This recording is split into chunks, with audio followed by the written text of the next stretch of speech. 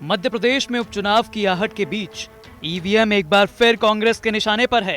कांग्रेस को पहले ईवीएम में गड़बड़ी होने का शक था और अब ईवीएम से कोरोना फैलने का डर कांग्रेस को सता रहा है।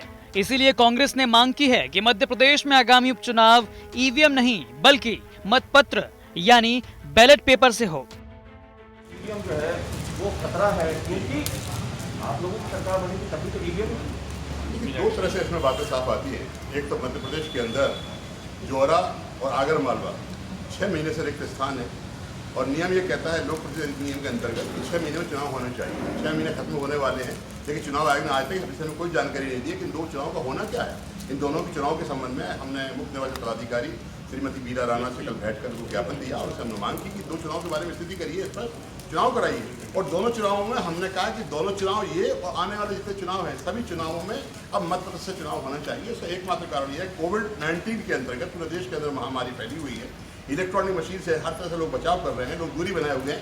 ऐसी स्थिति में हम ईवीएम का बटन दबाएंगे, 1000-1200 मतदाता एक बूथ पर होते हैं तो एक कोई संक्रमण होगा तो सारे लोगों को हो जाएगा, निश्चित बहुत बड़ी क्षति होगी। तो हमने कहा इस बात के लिए कि आप यहाँ पर ईवीएम मशीनों को नहीं, कोरोना को अवॉइड करने के लिए उसका संक्रमण न फैले इसलिए मतपत्र से मतदान कराया जाए।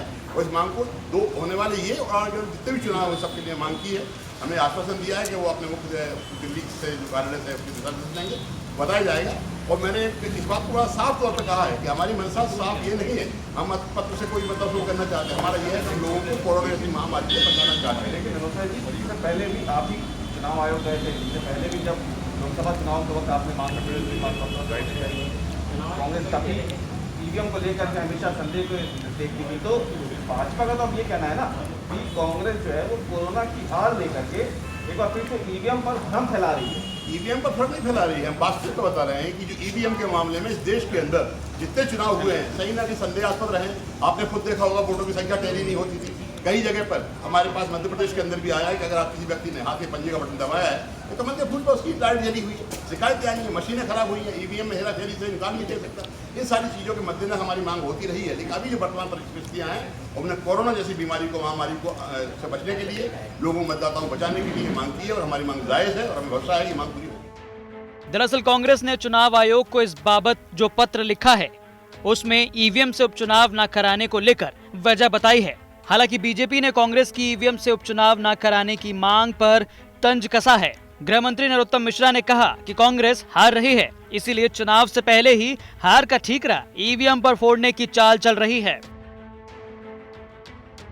डर वाली बात नहीं है, उनकी सरकार ईवीएम से ही बनी थी और वो हमेशा से ईवीएम का रोना रोते थे। उस समय भी रोया था। आप ध्यान हो परिणाम आने के पहले तक वो ईवीएम पे ही लगाते रहे थे, परिणाम के बाद में खामोश हो जाते हैं। ये अज्ञात आशंका, ये उनके हार की आशंका, ये उनका डर, ये बात का द्योतक है कि उन्होंने अपने 15 महीने में कुछ किया नहीं और मालूम है कि जनता के बीच जाए कैसे। हालांकि वो जाते वैसे भी नहीं है, हार सुनिश्चित है। आपको बता दें कि कांग्रेस के 22 विधायकों के इस्तीफा देने और 2 विधायकों के निधन की वजह से खाली हुई 24 विधानसभा सीटों के लिए उपचुनाव होने हैं।